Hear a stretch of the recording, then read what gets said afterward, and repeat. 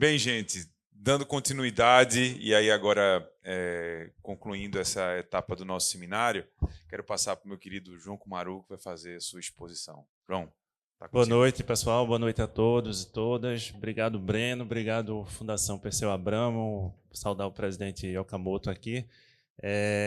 Satisfação estar aqui e conseguir dialogar de diferentes maneiras sobre o mesmo tema. Breno me fez o convite e eu vou trazer... Eu sou pernambucano e eu falo isso porque eu estou no Consórcio Nordeste, tem muita gente de diferentes estados que compõem hoje o consórcio. E eu estou hoje na assessoria internacional do consórcio, então eu vou tentar trazer um pouco desse debate que a gente está fazendo aqui sobre a perspectiva, um olhar internacional, mas também a partir do nosso trabalho do consórcio, ou seja, de um trabalho com a perspectiva também regional. Eu vou adiantando aqui, por causa da hora, vou tentar seguir o ritmo aqui da Luciana e do professor,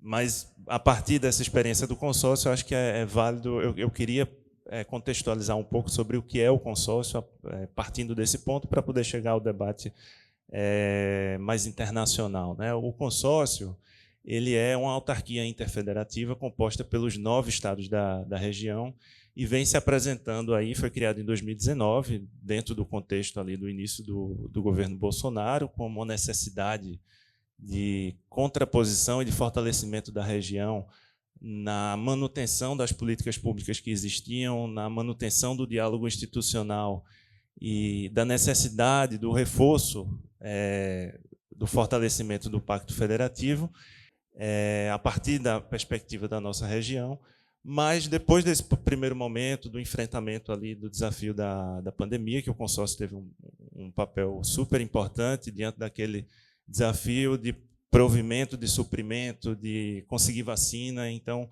depois daquele momento inicial de surgimento do consórcio, o consórcio ele consegue avançar muito, se estrutura de uma maneira muito interessante e hoje, não só ao nosso ver, mas ao ver de vários colaboradores e vários atores externos, se apresenta como uma grande inovação institucional dentro do arcabouço do nosso federalismo. Então, como eu vinha falando, a gente surgiu em 2019, estamos aí há 6 anos construindo essa cooperação com diversos atores, com interlocução muito boa com o governo federal, o governo do presidente Lula, a partir de uma perspectiva de uma cooperação horizontal como uma resposta ou um posicionamento ao desafio das desigualdades regionais históricas que existem e as lacunas do nosso federalismo. Pode passar. E, dentro dessa perspectiva, a gente está estruturado em 5 eixos estratégicos que todos eles passam, em alguma medida, sobre o debate de sustentabilidade. E cada eixo desse corresponde à atuação de um secretário de programa dentro do consórcio, espalhado pelos estados, como eu tinha comentado antes, e responsável por diferentes câmaras temáticas. Pode passar. São 18 no total que assessoram as decisões colegiadas dos estados. Eu queria só voltar uma informação. O consórcio ele tem essa estrutura a partir desses eixos estratégicos, das suas câmaras temáticas, mas, obviamente, ele é presidido e ele é comandado pelos governadores dos estados. Apesar de ter essa característica governamental, a gente tem uma capilaridade muito grande no território, então a gente consegue dialogar com várias frentes da sociedade, da universidade e dos diversos governos. Então, hoje, até 31 de dezembro, quem preside o consórcio é o governador Rafael Fonteles, do Piauí, e a gente acabou de voltar de Teresina, o superintendente Alexandre estava lá com a gente, e houve uma eleição, o próximo presidente é o governador Paulo Dantas de Alagoas, e abaixo dessa estrutura existe uma estrutura de secretaria executiva comandada pelo ex-ministro Carlos Gabas, e aí vem essa estrutura de câmara temática. As câmaras temáticas são 18 no total, de temas diversos que estão no dia a dia da estrutura e da governança de todos os estados, né, das prefeituras também. Então, você tem Câmara de Gênero, Câmara de Segurança Pública, Câmara de Meio Ambiente e Sustentabilidade. Uma Câmara muito que tem o seu trabalho muito reconhecido, muito fortalecido, é o da Agricultura Familiar. que já vinha de um processo anterior ao próprio consórcio e depois foi incorporado ao consórcio, mas, em termos gerais, as câmaras elas promovem essa integração e articulação dentro dos estados e entre os estados. Então, o consórcio ele não é um ente que vai estar ali na ponta desenvolvendo uma política pública. Ele é um agente de integração, de facilitação do diálogo, de compartilhamento de boas práticas e através desses movimentos é que a gente promove a integração da região. E, obviamente, com o apoio de diversos atores e bebendo de diversas fontes, como o próprio processo da Sudene, ao que se propunha a Sudene desde seu início. E, através das câmaras, a gente consegue ter essa circulação de boas práticas. Então, por que o consórcio ele se apresenta e a gente fala que ele é uma inovação dentro do nosso federalismo? Porque a gente consegue promover de diversas maneiras esse planejamento regional, fortalecendo a ação intergovernamental, e isso reflete também no debate sobre o Pacto Federativo.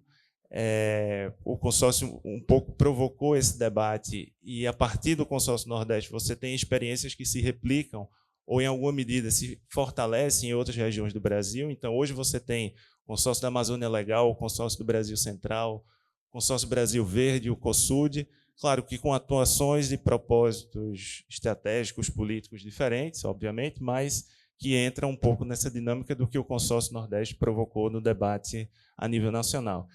E uma atuação super importante é essa parceria, não só a nível nacional, mas também internacional e multilateral, que são um ponto mais focal aqui do que eu vou falar, mas um pouquinho mais para frente.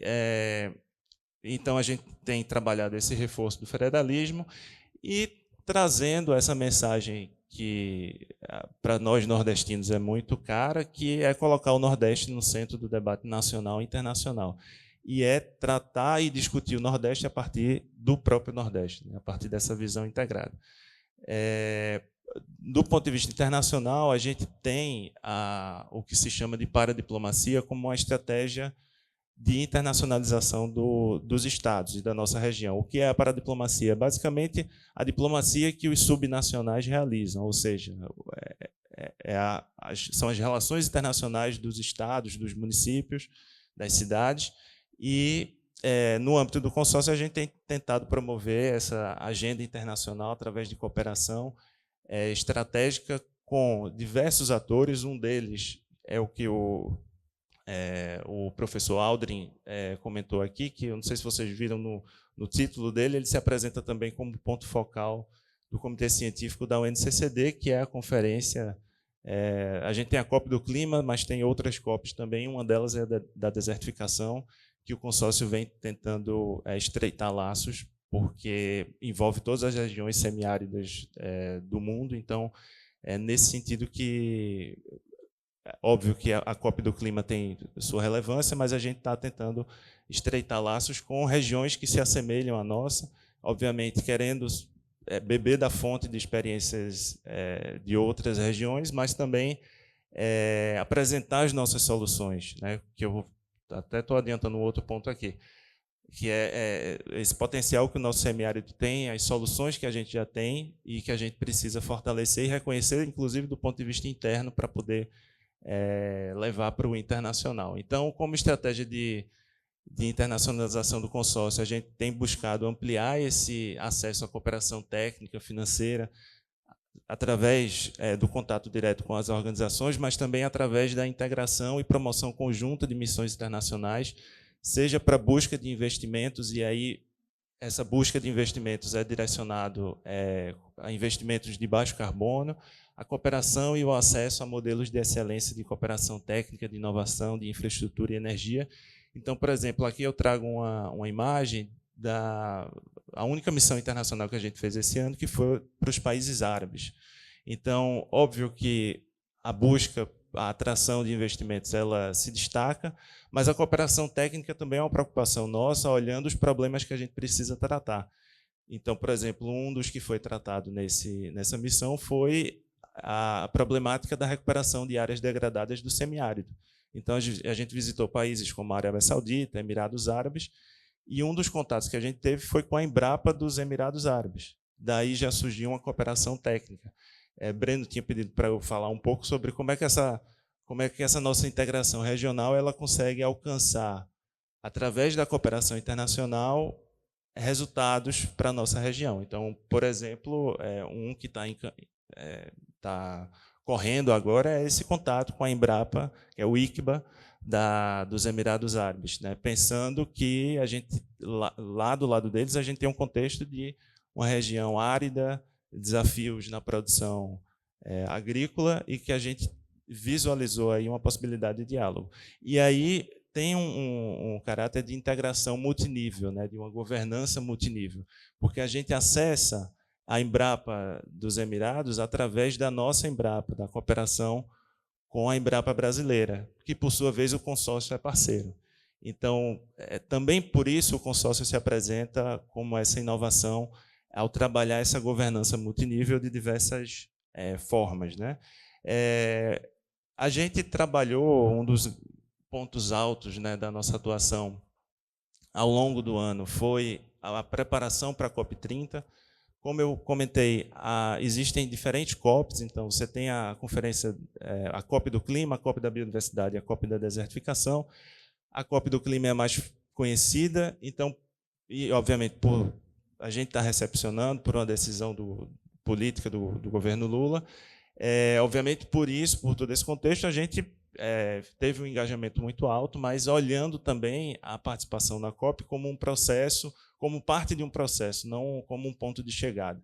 Então, por isso, acho que o superintendente também falou antes da pré-COP que aconteceu em Fortaleza. Então, a gente levou um pouco da discussão preparatória da COP30 de Belém para Fortaleza. A presidência brasileira também apoiou de maneira muito expressiva, e todos esses movimentos, essa integração realizada no âmbito das câmaras temáticas, do ponto de vista transversal. Então, não só o meio ambiente foi envolvido, mas também a agricultura familiar, minas e energia, a própria Câmara de Desenvolvimento Econômico, nesse esforço de integração do tema. E aí aqui eu destaquei alguns momentos que a gente teve, né? Também foi falado na mesa anterior, por exemplo, a problemática do power shoring.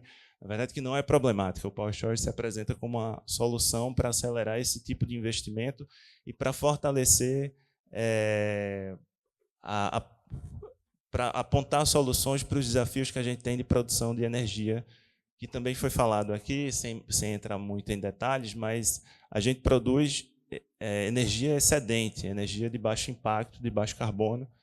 Não gosto muito de utilizar energia limpa porque ela gera impacto de todos os tipos. Acho que o pessoal da Caritas enfrenta muito esse desafio, esse debate.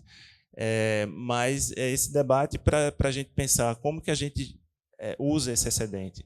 E se a gente tem esse excedente tão grande, a gente tem dois problemas que a gente identifica. Só volta um pouquinho rapidinho. Um é em relação a como escoar esse excedente, e aí a gente tem o desafio de construir toda a estrutura de linha de transmissão, que não é fácil. Você precisa dos leilões da ANEEL, você precisa de obras que são do médio prazo, vou dizer assim, e você tem talvez um sintoma de como é que esse excedente, como é que a gente produz tanto e a gente não consegue consumir. E aí a gente entra nessa questão do power shoring. Significa que a nossa região ainda tem um desafio industrial de fortalecer e repensar a base industrial da região para que a nossa região consiga construir também, fortalecer e desenvolver uma infraestrutura industrial que consiga também consumir esse excedente e ele não seja mais um excedente, né? Ele possa ser aproveitado e fortalecer o desenvolvimento econômico da região.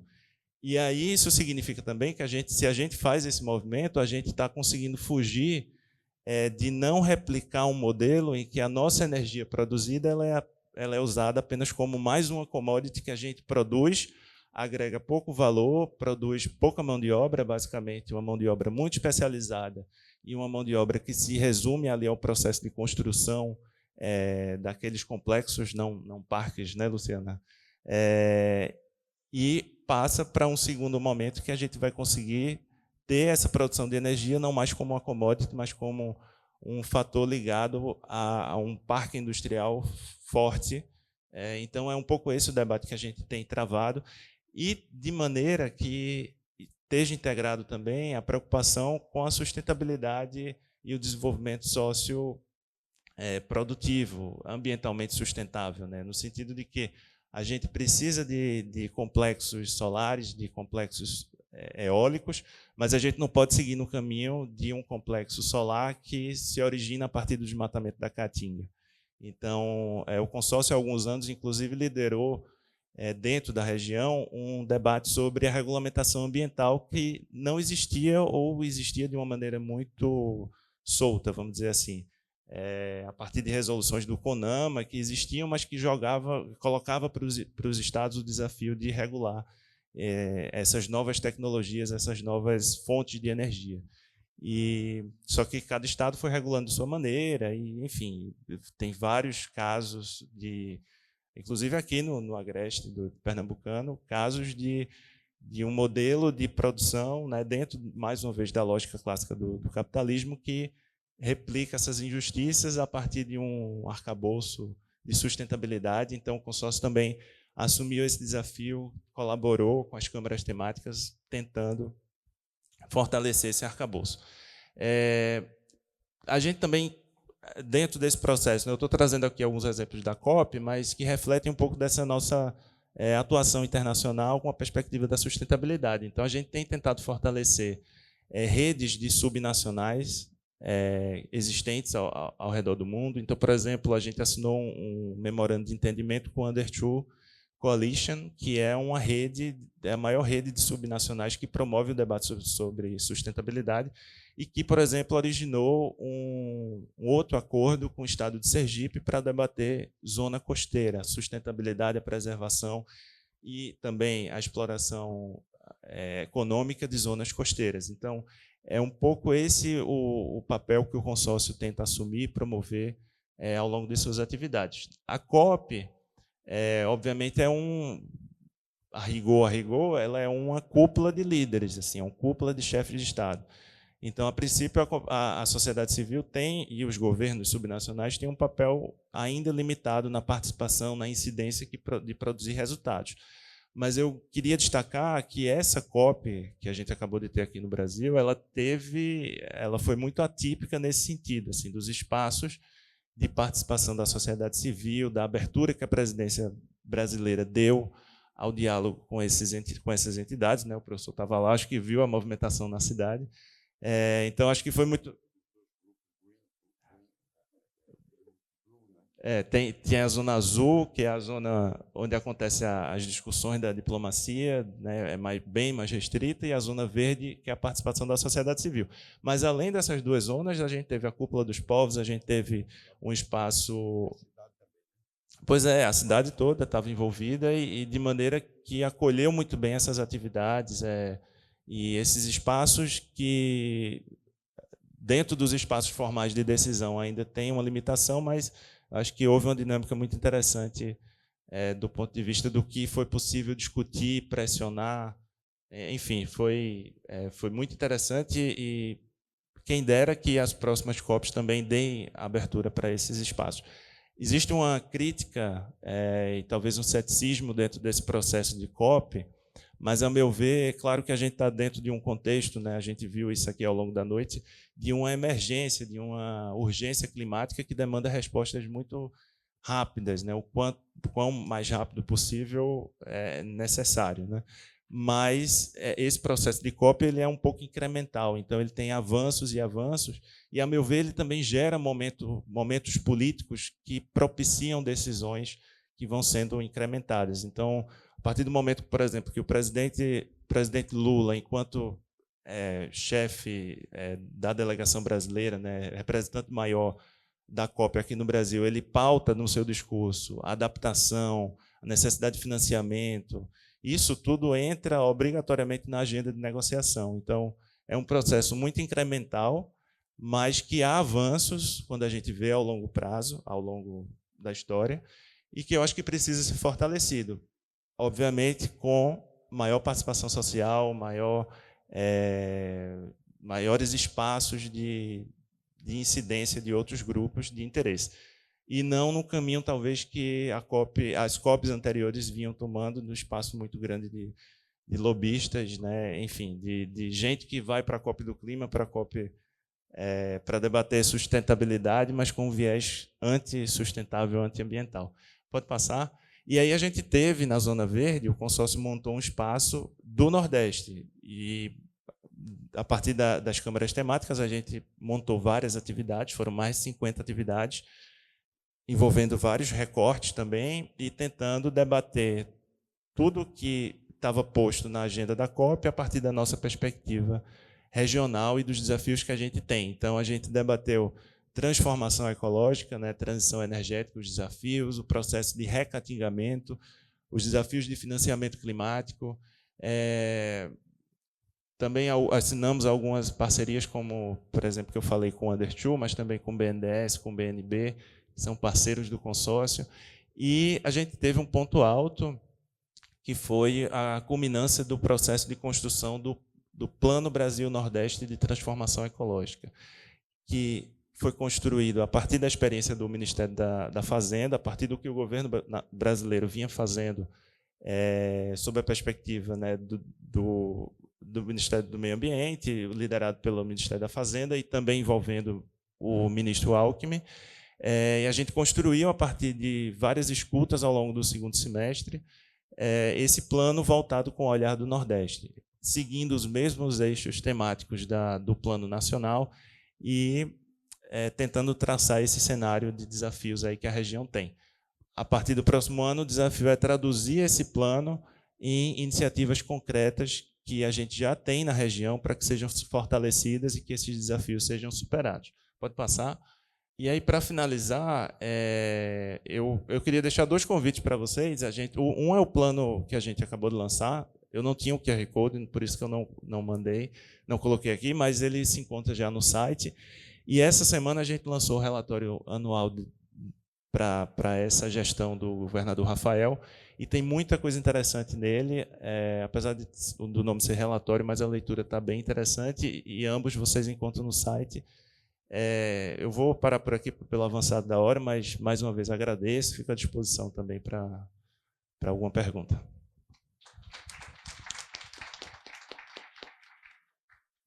Bem, gente, a gente agradece a fala de todos, né?